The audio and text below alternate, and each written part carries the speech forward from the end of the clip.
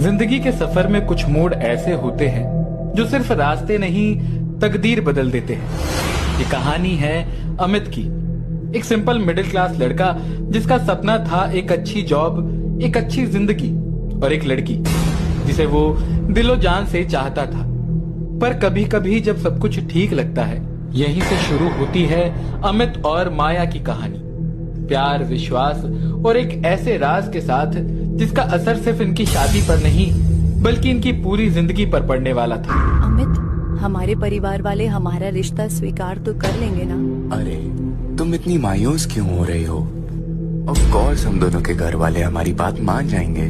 तुम बिल्कुल चिंता मत करो, मैं आज ही अपने घर में हमारी बात करता हूँ। अमित और माया कॉलेज खत्म होते होते एक दूसरे के इतने करीब आ चुके थे कि उन दोनों ने शादी करने का डिसाइड कर लिया था। अमित और माया अपने घर में बात करते हैं, दोनों ही अपने परिवार वालों को समझाने में सफल हो जाते हैं। कुछ दिनों बाद अमित के माता पिता माया के घर रिश्ता लेके पहुंचते हैं।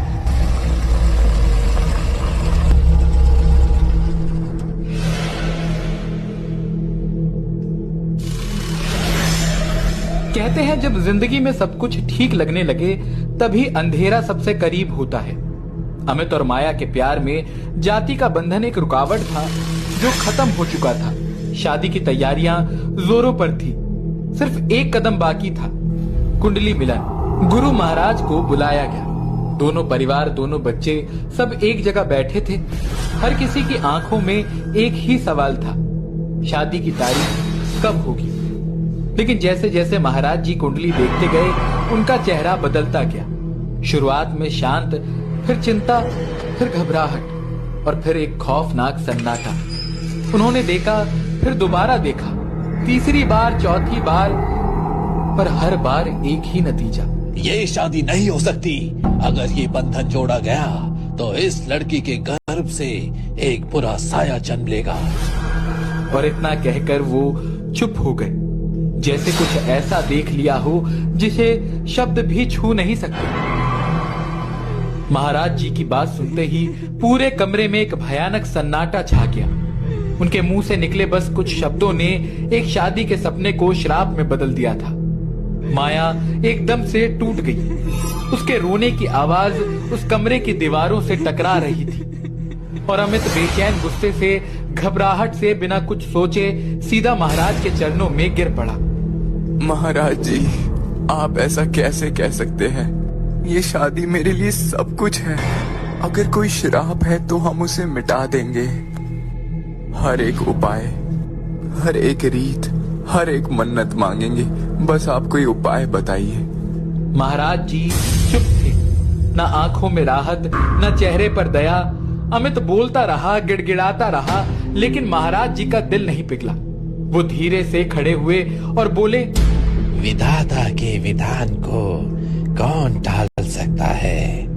इतना कहकर वो पलट गए। उनके कदमों की आहट जैसे एक मनहूस पहेली की तरह हमेशा के लिए उनके पीछे छूट गई। महाराज जी के जाने के बाद कमरे में एक अजीब सी चुप्पी थी। माया और अमित एक दूसरे का हाथ थामे गर्दन झुकाए खड़े थे। माया और अमित के माँ बाप दोनों सिर्फ एक ही चीज में उलझे हुए थे, अपने बच्चों के दर्द में, उनके आंसुओं में। तभी अमित बोलता है, ऐसा कुछ नहीं होता है और ऐसा कुछ नहीं होगा। ये सब अंधविश्वास है। आज के जमाने में ऐसी बातों पर कौन विश्वास करता है? सब कुछ ठीक होगा, हम सब संभाल लेंगे, आप चिंता मत करो। अमित की आंखों में आग थी, जिद थी, और वो जानता था कि जब बच्चे अपनी मंजिल के लिए लड़ते हैं तो माँ बाप को भी झुकना पड़ता है। और ये जिद, ये प्यार इतना गहरा था कि घर वाले भी हार मान गए।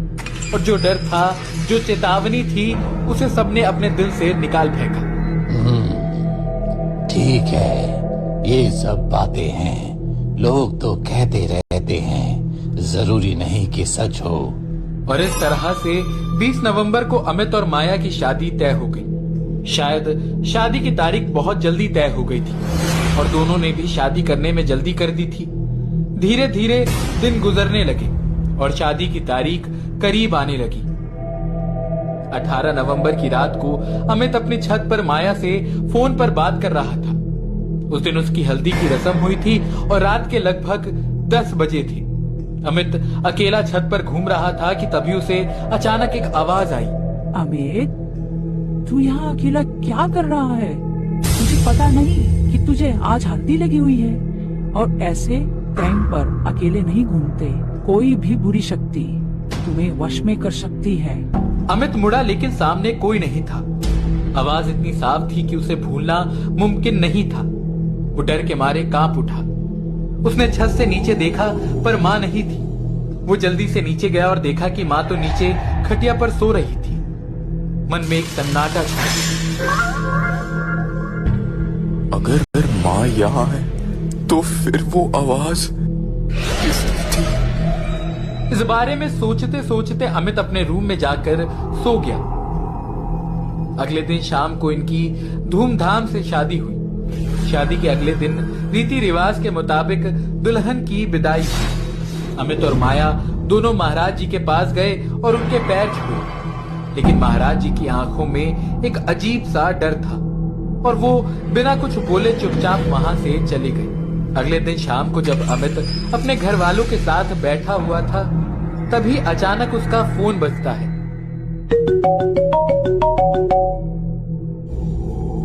सुनो अमित, कंपनी का डेटाबेस हैक हो गया है। तुम्हें कल के कल जयपुर पहुंचना होगा।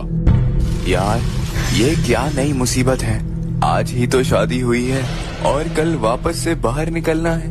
कंपनी का काम इम्पोर्टेंट था और अमित जिम्मेदार था। वो बिना कुछ सोचे समझे अपना सामान पैक करना शुरू कर देता है। लेकिन ये सिर्फ एक कंपनी की मुसीबत नहीं थी, कुछ और भी था जो अमित के साथ उस सफर पर निकलने वाला था। सुनो, मैं यहाँ अकेली रहकर क्या करूँगी? मैं भी तुम्हारे साथ ही चलती हूँ। हाँ बेटा, ठीक बोला बहू ने। काम के साथ साथ तुम्हारा घूमना भी हो जाएगा। जाओ, ले जाओ बहू को। अगले ही दिन वो दोनों जयपुर के लिए निकल गए। उन्हें लग रहा था कि वो जयपुर खुद जा रहे हैं, लेकिन वो इस बात से बिल्कुल अनजान थे कि वो जयपुर नहीं जा रहे थे, बल्कि जयपुर खुद उन्हें खींच रहा था। जैसे किसी अदृश्य ताकत ने उनकी रूह को आवाज दी हो और अब वापस लौटना उनके बस की बात नहीं थी।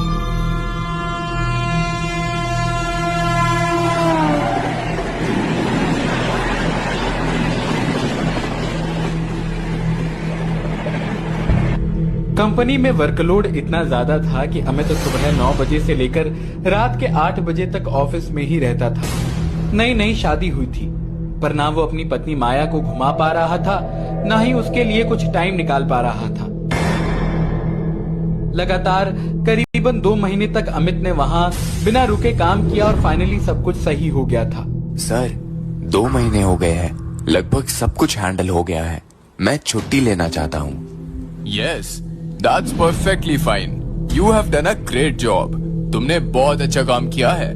मैं आज ही तुम्हारी छुट्टी अप्रूव करता हूँ। शहर की भीड़ भाड़ से थोड़ा दूर अमित और माया ने एक शांत जगह पर होटल बुक किया। होटल के आसपास 1-2 घर ही थे और बाकी चारों तरफ शांत और सुकून भरा माहौल। शाम को लगभग 6 बजे वो लोग होटल पहुंच गए। चेक इन करने के बाद जैसे ही वो अपने रूम की तरफ जा रहे थे, तभी उनका सामना एक बूढ़ी औरत से हुआ। सुनो, यहाँ का एक नियम है, रात को 9 बजे के बाद कमरे से बाहर मत निकलना।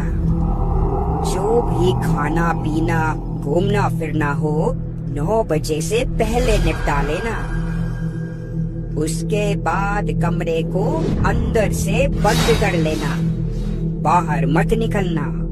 9 बजे के बाद बाहर मत निकलना, ये क्या बात हुई भला? ये जगह जंगल के पास है। कभी कभी जंगली जानवर आसपास घूमते हैं और कई बार तो होटल के अंदर भी घुस जाते हैं। परेशानी हो सकती है, समझे? वो बुढ़िया चुपचाप अपनी बात कहकर वहां से चली गई। अमित और माया एक दूसरे की तरफ देखकर थोड़ा चौंक गए। नियम थोड़ा अजीब है, लेकिन अब होटल बुक हो चुका है, कुछ बदला भी नहीं जा सकता। पति पत्नी दोनों एक अजीब से भाव के साथ अपने कमरे की तरफ बढ़ गए। थोड़ी दूर चलने के बाद वो एक कमरे की तरफ देखते हैं। वो कमरा बाहर से ही गंदा दिखाई दे रहा था। ऐसा लग रहा था कि मानो वो कमरा नहीं कोई कूड़ेदान हो। अमित के मन में उस कमरे को देखकर बहुत सवाल आए, लेकिन सफर की थकान उन्हें वहां से ले गई। थकान की वजह से जाते ही अमित को कब नींद आ गई उसे पता ही नहीं चला। अमित गहरी नींद में था जब अचानक ही उसे एक बहुत ही खतरनाक सपना आया। डर के मारे उसकी आंखें एकदम से खुल गई। वो पूरा पसीने में भीग चुका था, सांस तेज हो रही थी।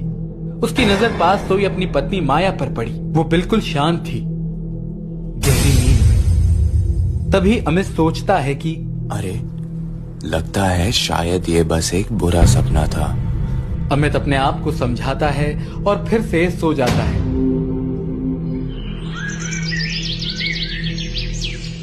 अगले कुछ दिन सब कुछ ठीक था।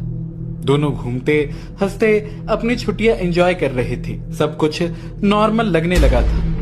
लेकिन फिर 3-4 दिन बाद एक और रात आई, रात जिसमें सब कुछ बदलने वाला था। माया गहरी नींद में थी, पर अमित की आंखों में नींद नहीं थी। पता नहीं क्यों कुछ अजीब सा लग रहा है। सब कुछ ठीक तो है, फिर भी मन बेचैन है। For more horror stories, like, share, subscribe.